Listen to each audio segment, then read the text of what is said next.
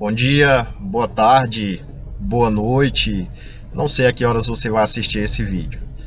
Bom, provavelmente você deve ter observado que a gente está fazendo esse vídeo de dentro do carro, isso por conta do som, para que a gente tenha um pouquinho mais de qualidade por conta do barulho externo.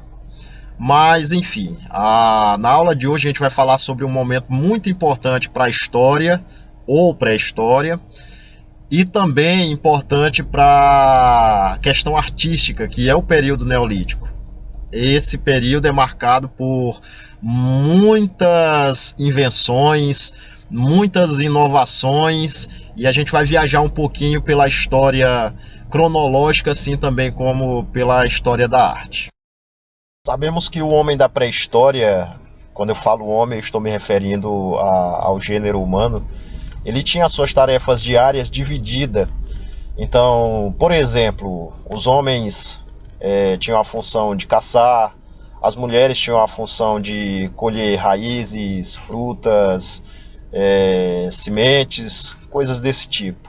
Então, certamente em um determinado momento, uma mulher anônima na história percebeu que sementes caindo no chão ou sendo lançadas no chão, elas nasciam, elas cresciam, elas reproduziam.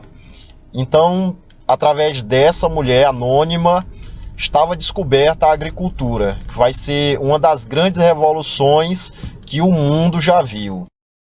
Um acontecimento importante desse período é a domesticação dos animais. Lembre-se que quando falamos sobre o período paleolítico superior, os homens já estavam fazendo o processo de domesticação de certas espécies de lobos. Bom, então veja que quando o homem começa a domesticar os animais, ele faz isso com a intenção de ter a ajuda dos mesmos. Então, se você parar para pensar, verá que o lobo ou o cão, ele faz coisas que o homem não tem a capacidade corpórea de fazer. Por exemplo, o lobo na caçada tem o faro e a agilidade que o homem não tem. O cavalo, por exemplo, ele é capaz de percorrer distâncias que o corpo humano não resistiria. Além disso, há uma velocidade que o corpo humano também não atingiria. Os bois também, eles passaram a exercer a função de arar a terra, em conjunto com o homem, logicamente. O homem poderia ter até o mecanismo para arar a terra, mas não teria a força para poder revirar a terra. Então, coube ao boi ser essa força que o homem não tinha. Então, os animais domesticados, os que falamos, dentre outros, o foram justamente para que pudessem ajudar o homem nas suas necessidades diárias. Então, basicamente, graças a esses dois acontecimentos, que é a descoberta da agricultura e a domesticação dos animais, nós vamos ter o que chamamos de Revolução Neolítica, que vai ser uma das grandes revoluções que a história já viu. Então, o homem vai deixar de ser nômade e vai passar a ser sedentário no bom sentido da palavra. Outra coisa que queremos destacar é que as civilizações ou os grupos humanos, eles vão deixando de ser nômade e passando a ser sedentário de maneira gradual. Ou seja, enquanto um grupo descobre a agricultura, domestica animais e já está um bom tempo vivendo uma vida sedentária sem precisar se deslocar, outros grupos ainda estão vivendo uma vida nômade. O período neolítico também é conhecido como o período da pedra polida. Isso porque, como vimos na aula passada, no período paleolítico, para produzir ferramentas, os homens utilizavam o processo de bater nela, de lascar. Porém, no período neolítico, eles passaram a utilizar o método de esfregar a pedra, polir a pedra. Assim, eles passaram a obter instrumentos bem mais elaborados. Aí entra uma curiosidade. Talvez você não conheça a palavra curisco que colocamos aí na apresentação, mas provavelmente o seu pai e o seu avô conhecem.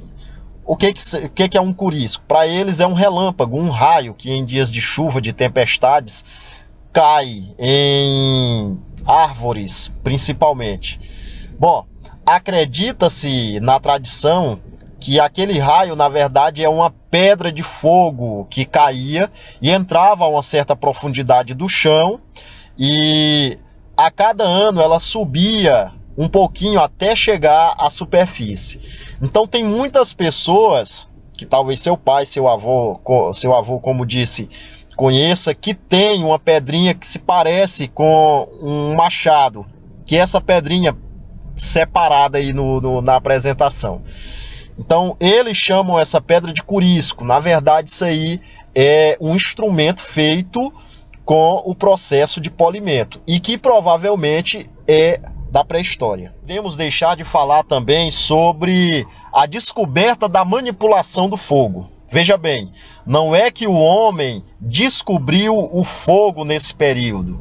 Antes ele já conhecia o fogo na natureza, porém o homem não sabia manipular o fogo, o homem não sabia produzir o fogo. Ele passou a fazer isso a partir do período neolítico.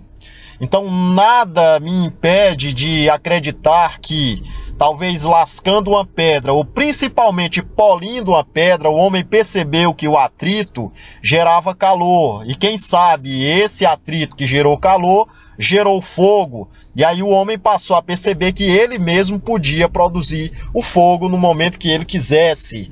Então a manipulação do fogo levou o homem a poder ter aquecimento a hora que precisasse, preparação de alimentos e ainda outra coisa importante, que foi a manipulação dos metais. Ele passa a dominar o fogo, ele também começa a manipular os metais. Perceba que os metais estavam na natureza, o homem conhecia esses metais, porém ele não conseguia manipulá-los, ele não conseguia forjá-los. Imagine também o homem do Neolítico tentando cortar uma árvore com um instrumento, um machado, uma machadinha feita com pedra polida. Por mais resistente que essa pedra fosse, ela nunca teria a eficácia de um instrumento cortante feito de metal. Então a vida do homem do Neolítico foi extremamente facilitada. Então, esse período ele também é conhecido como Idade dos Metais, que por alguns é colocado como um período que está dentro do Neolítico e por outros ele é colocado como um período à parte. E não poderíamos deixar de falar também sobre a invenção da roda, que também aconteceu no período Neolítico. Não se tem precisão exatamente de quando isso aconteceu, mas acredita-se que foi no final desse período. Bom, mas eu gostaria também de destacar uma coisa importante. Fala-se muito sobre a invenção da roda, mas não é que o homem transportava as coisas em objetos quadrados. Se sabe que para transportar pedras grandes, os homens utilizavam troncos de árvores, ou seja, a ideia de algo arredondado, cilíndrico, como é o caule de uma árvore. Essa ideia o homem já tinha para poder transportar pesos muito grandes. Mas o que de fato vai fazer com que a roda se torne tão útil é a invenção do eixo. Aí sim, colocar uma roda bem trabalhada de um lado, outra do outro lado, e aí colocando um suporte sobre esse eixo, o homem passou a poder transportar com muita facilidade as coisas. E aí nós vamos ter as invenções mais primitivas com a roda dos primeiros carros ou carroças. Quando eu falo de carro, eu estou falando simplesmente de algo para transportar alguma coisa.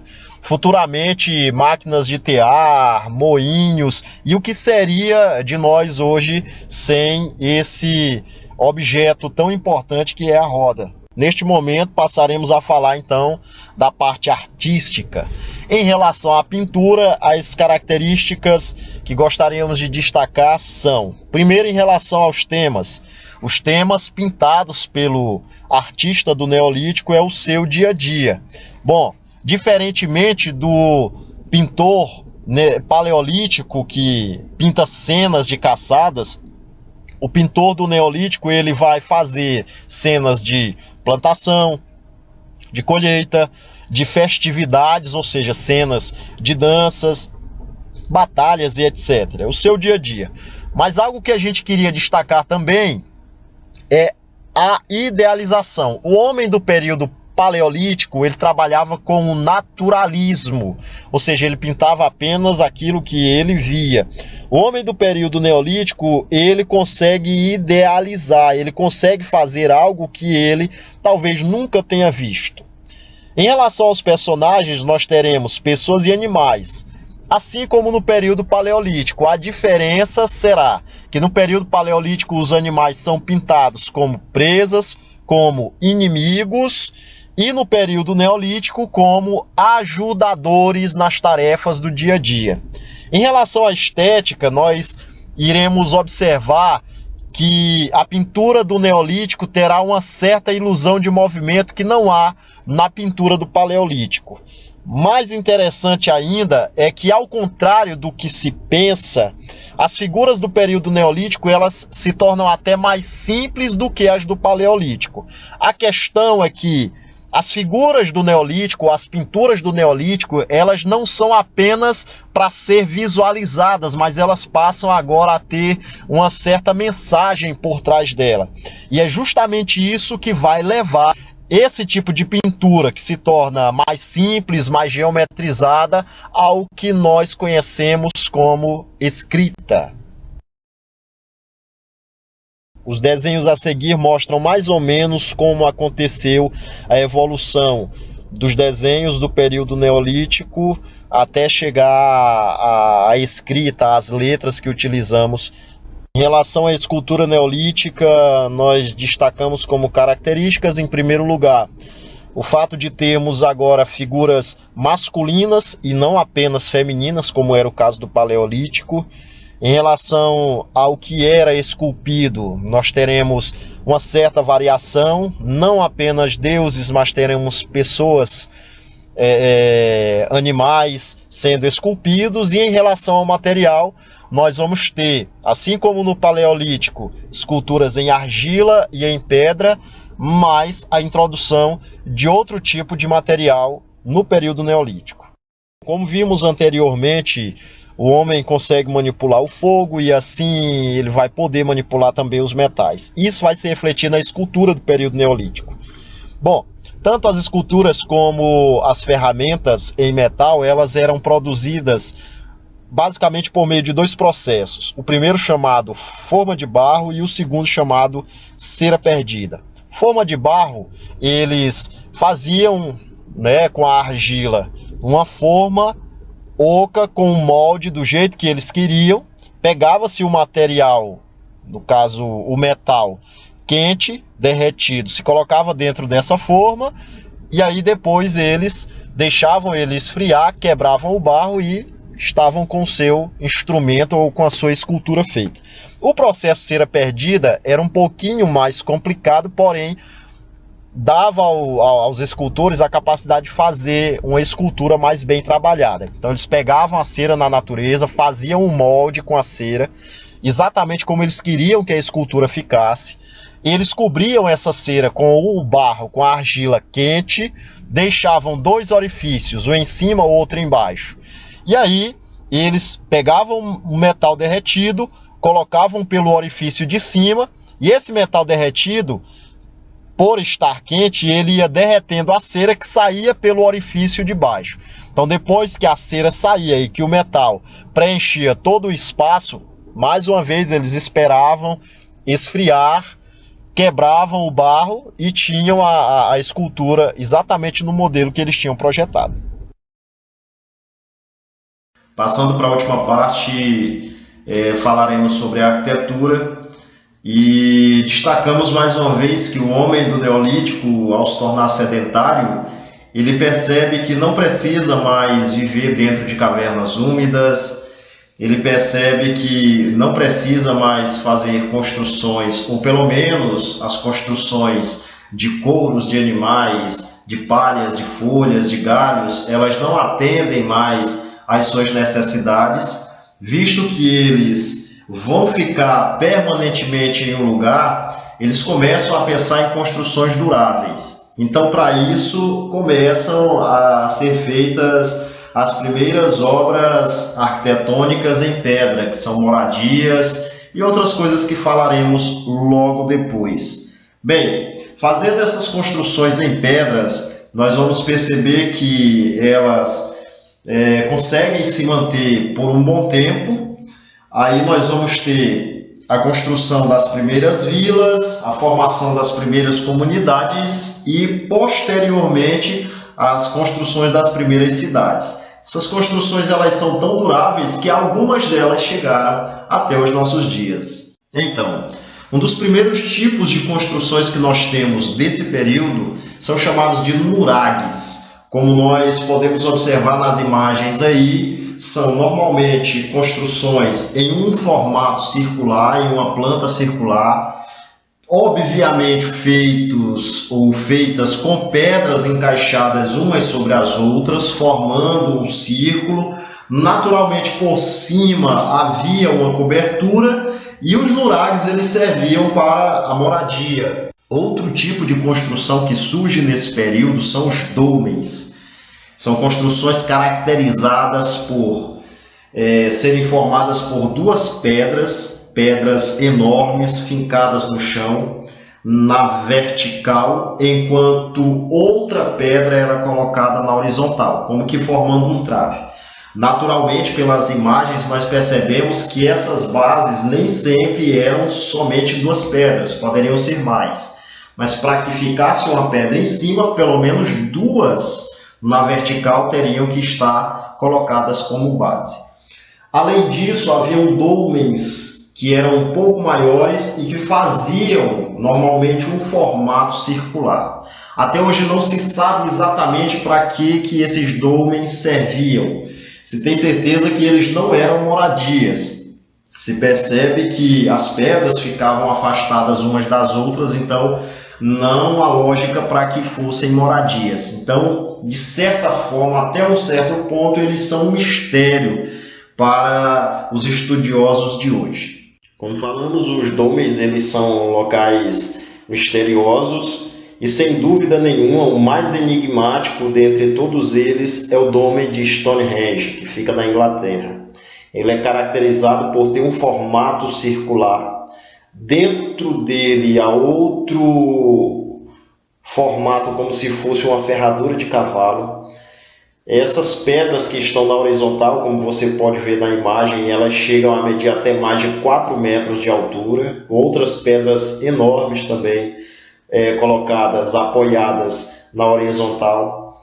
E por conta de todo esse ar de mistério, o Dolmen de Stonehenge hoje é um local turístico, onde pessoas do mundo todo o visitam periodicamente.